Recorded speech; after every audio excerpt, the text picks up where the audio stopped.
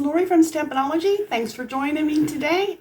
We are not going to do a fun phone today. I've got something different. In fact, I hope you really like it because I do. I spent about 2 weeks working on this off and on and really enjoyed myself.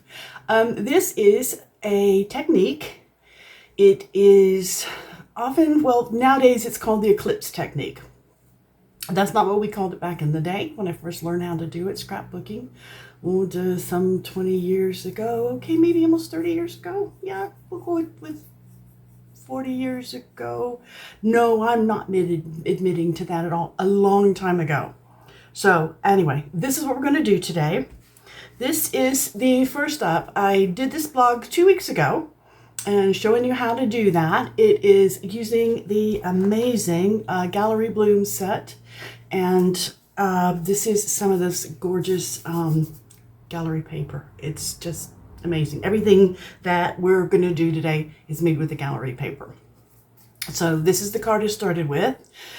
This is metric version.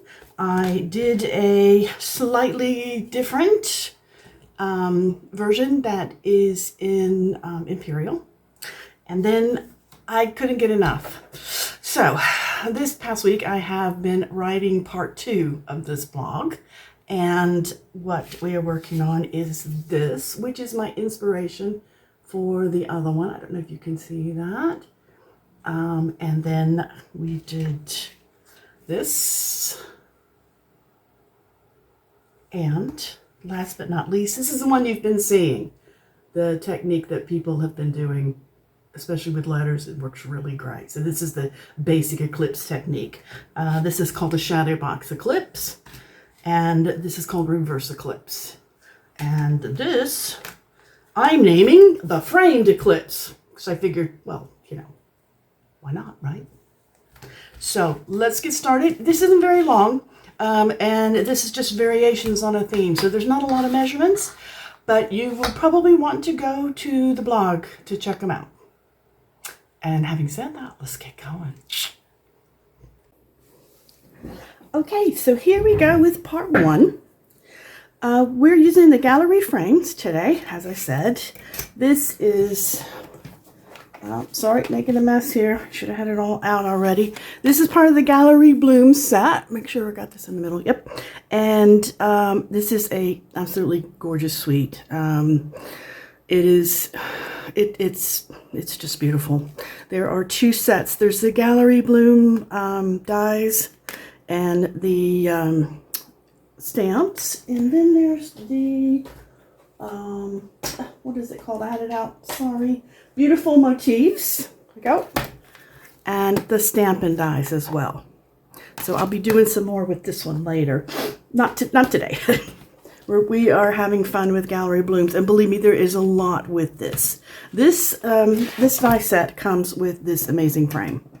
What we're going to do today is, this is, well, I showed you. This is one of the cards I showed you. This is what we're doing in part 1. This is a variation on what is called the Eclipse technique. And it's, if you have nesting frames, nesting dies, this is much easier to do. If you don't, or you don't have like exactly the right sizes, this can be a bit, well, fiddly. I'll put it fiddly. But if you have this die from the set, it makes it massively easier. And I'm going to give you some numbers today, so that's going to help out. Now, the way that I do this is I went on ahead and cut one of these out. I used this would have been, well, I can just show you. This is exactly the size of a card front for me. So I centered this up and cut it out. So now I know and I can put this down on my paper to figure out which part I want to cut out. Because these gorgeous, beautiful papers, you're going to want to fuss with it to see where you want to cut. So on this one, I think, let me put this to the side here. I laid this down here like that, and I cut it out. When you use this, you get 3 pieces. Let me get rid of the outside. I just wanted to save that to show it to you. And these are the pieces that we have left. Come on. Keep moving everything around here like this.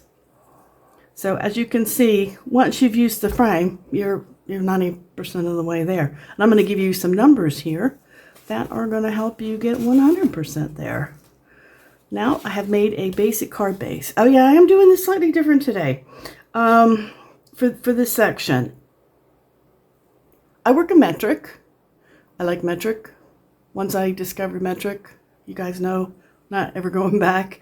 But I do sit down and I make up things in imperial, because I know most of the people who watch me do use imperial measurements. This makes a different card in imperial. So we're going to do metric first, and then we're going to do imperial. All right, so metric first. Hang out, imperial guys. You will be taken good care of.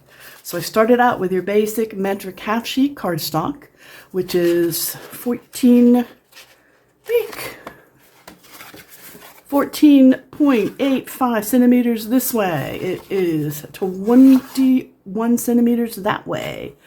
10.5 is where your fold goes. We did another piece, which you'll see we've done that. Layer piece, first layer piece. Some people call it a matting piece. And this is going to be your basic 10 by 14.35. So you guys have done this every time we do a card. This is what you get. Now, here's the numbers you've been waiting for. We're going to put our card down. And this is how you build this. It is easy peasy. There's our base. The next thing we have down is our outer frame. And you line this up, getting it as equal as possible. Move this over so it can be in the middle. Stop sliding everything around. I didn't take my paper down. That's the problem. All right, and so there we've got this piece. And now the next piece we need for the next layer here, that is, and I cut it as the same as this. You can do these all different colors. I've seen this done different ways. And this piece is going to be 7.1 centimeters by 11.6 down this way. Then you'll put your next frame on. Frame on. No, that's not a comic book reference. Okay, yeah, it is. Your next piece that you need, so I'm going slightly bigger than this hole. That's going to go here. It's going to be 4.8 centimeters by 9.1. And then you glue the center right here. And that's how you get this way cool card. This works so beautiful with the lovely designer series papers that have photographs, patterns, pictures on them. This also works killer in a scrapbook, especially if you have a photograph. It's like, I know I'm not much of a photographer. I do the best I can. In the old days, when you had to go and get your film developed, you would often be left with pictures that were less than perfect. And this is where the word crop comes from, having the crop. These days, we can print them to any size we want, any shape we want. Good heavens, I saw one the other day. I'm not paying 200 pounds for a photo program, but it was impressive. It would take your photo and do it in any shape you wanted. And the rubber duck shape was cute. Regardless, back to the point. But if you have any of these old things that you're trying to do, or, you take a picture. I think a really good example is a picture of a Christmas tree. And it's the only picture of the Christmas tree you managed to take for that year. But it's not the best picture. Maybe it's one side has got more stuff than the other, or maybe it's a little bit blurry. If you take and use this technique, your picture will just pop out. It will look really, really good. So this is a great way to fix a less than perfect picture. And that's it for this particular card, except I promised you metric. I promised you imperial. All right, the imperial measurements, let me go roll down my notes here, are different. You cannot use a half sheet of Imperial cardstock. It's too wide. Now you're going to see some differences here. I'll put it this way so we're looking at the same thing. So basically what we're starting with is where this is a base. That's going to be your card base. And you're going to want your card base for this to, when you're working with these frames, to be at 7 3/4 by 5 1/2. You know, we normally have 8 1/2 by 5 1/2. So you're going to go 7 3/4 of an inch by your basic 5 1/2. You're going to want to make your score line at 3 7/8. Your card liner, if you should you choose to make one, is going to be 3 5/8 by 5 1/4. All right. Now, this is the tricky part. I like metric because I can work in small bits. And I know a lot of you out there, when you start working in 8s, you kind of go, well, okay, you know. And then when you start working in 16ths, people sort of, you know, they give you the side eye. They're like, can you do better than that, please? And when you start working in 32nds, people tend to close your video and say, I'm out of here, okay? Nobody wants to live in the OMG range, right? I'm not working in 32nds of an inch, and I'm not doing math in 32nds of an inch because, well, 32nds of an inch. So my first foray into this, let me get these out of the way. As you can see, I actually made up a card base because I needed to test this. And I made all the little pieces that go on the top and go all the way around. And I'll give you these numbers to make this one. But as you can see, this piece here, the dark blue that surrounds the center, is larger. Now, when I put it together, it didn't bother me because I thought, oh, well, that really makes the center pop out. So, which is, you know, an idea. If you're doing some of these others, you can separate different pieces. So I'm going to give you the numbers for this one, okay? I already gave you the card base number. Let me give you the numbers for the, all right, this frame piece, what I call the middle size frame. This mat is cut to 2 13/16. I told you, don't panic. By 5 10/16. This piece that's slightly too big is it goes this way, 1 5/16. Let me talk. 1 15/16 by 3 9/16.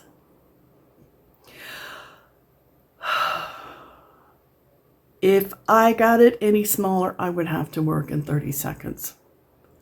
And I love you guys, but not that much. Sorry, apologies. But regardless, you can put this in, and this is what I would recommend doing. Cut this piece slightly larger.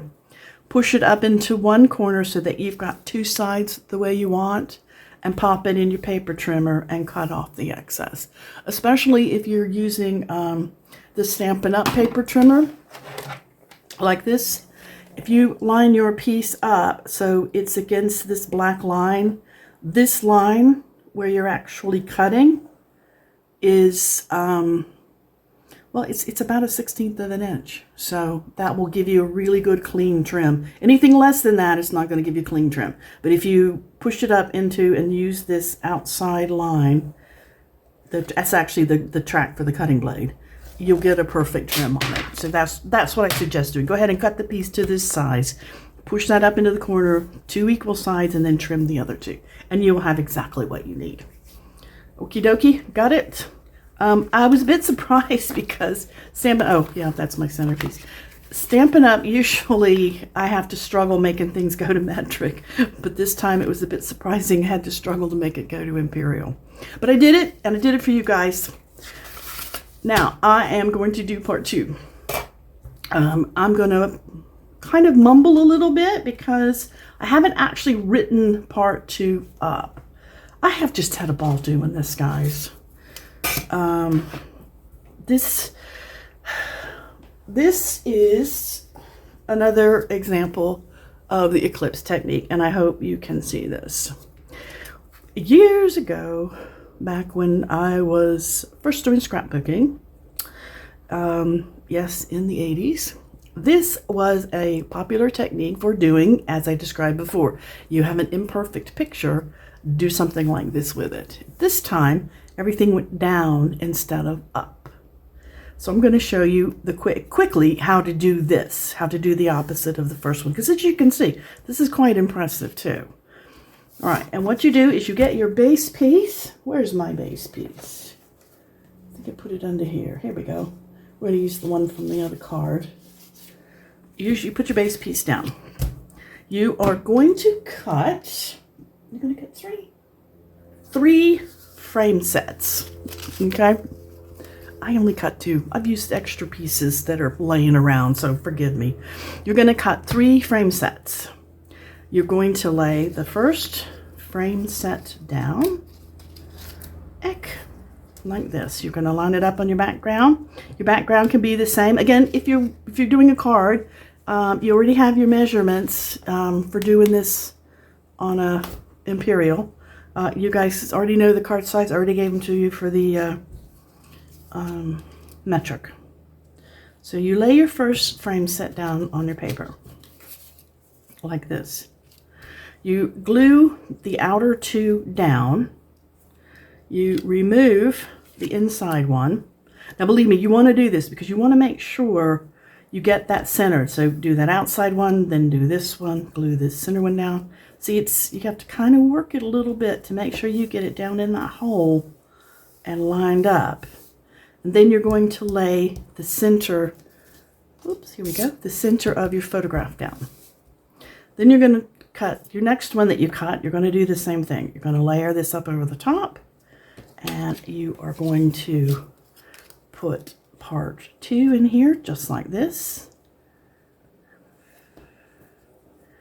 And then you're going to glue the next piece down onto here. Then you're going to take your third piece. Oops, come here. Borrow one from over here. Oh, come on already. They do get, when you cut them out separately, they like to stick together. Oop, here we go. Then you'll lay your last piece down, and then your last piece of photography. And then that's how you get this really pretty done. You can do more layers and you can make it thicker, but I'm going to tell you right now, this right now is quite heavy and thick. So this has got some weight to it. If you mail this, you probably are going to have to up your postage because of how much it weighs. So if you make this into a card, but I'm telling you, when you put this in a scrapbook and you go to turn the page, people always stop and look. And sadly, I think my son is the one that has the scrapbook that has this in it, so I couldn't show you. I had to recreate it. But it was a picture of, he was learning to ride his bike.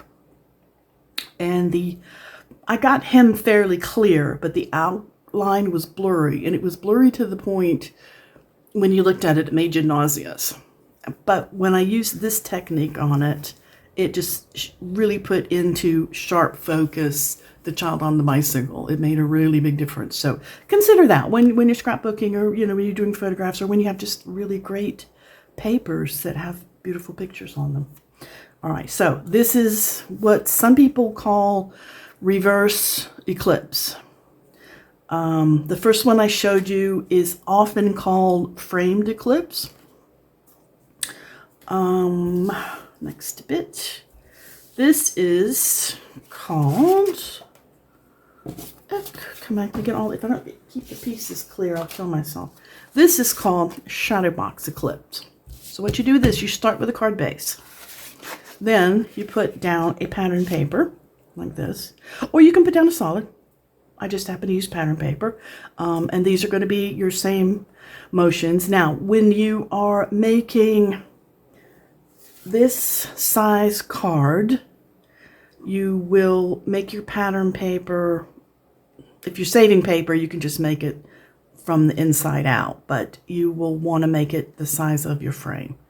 So it'll be just one smaller all the way around. Like this is cut cut it here. I think it's going to be, you use the size that I told you for the inside card piece. That's what you would cut it if you were using Imperial. Put that back. Now you're going to cut, that is die cut from the Beautiful Blooms. I used gray granite to stamp that. And I used Calypso Coral pencil to do the coloring on it. Because it's the colors that are in here. I cut one set of frames. Oh, that's a vanilla. Oops. Okay, guys, I can't even tell you how many frames I have on my desk here. That's a vanilla. Don't worry about it. That's from another thing I do. But pretend this is all the same color. Not that this is going to matter. So you're going to put one set down, line it up as it's supposed to be, and glue this down. Just like this. Just like we did in the other. Make sure this fits down inside. See, I'm actually having to work it a little bit. So that's what you'll have to do to make them line up. Come on, get over there. And so that'll be down inside. Then you're going to cut two contrasting colors, frame colors. You're only going to use the outside on the next two cuts. So you're going to glue these together, and then you're going to glue them to this outside frame like that. And now this gives the illusion of a matted picture that you would hang on the wall. And that's how you get that illusion. And then this I just set on top and glued down like that. And I used, I'm going to use dimensionals to make that pop up. But this is also another, what people will call reverse eclipse. Got it? And I will be writing these numbers down again for you. I'll probably call them part 2 from the original blog. Now, the last one I have to show you. Everybody's doing this, but I had such fun with this. Look at this, guys. How cool is that? This is more of that gorgeous paper from the Gallery Blooms.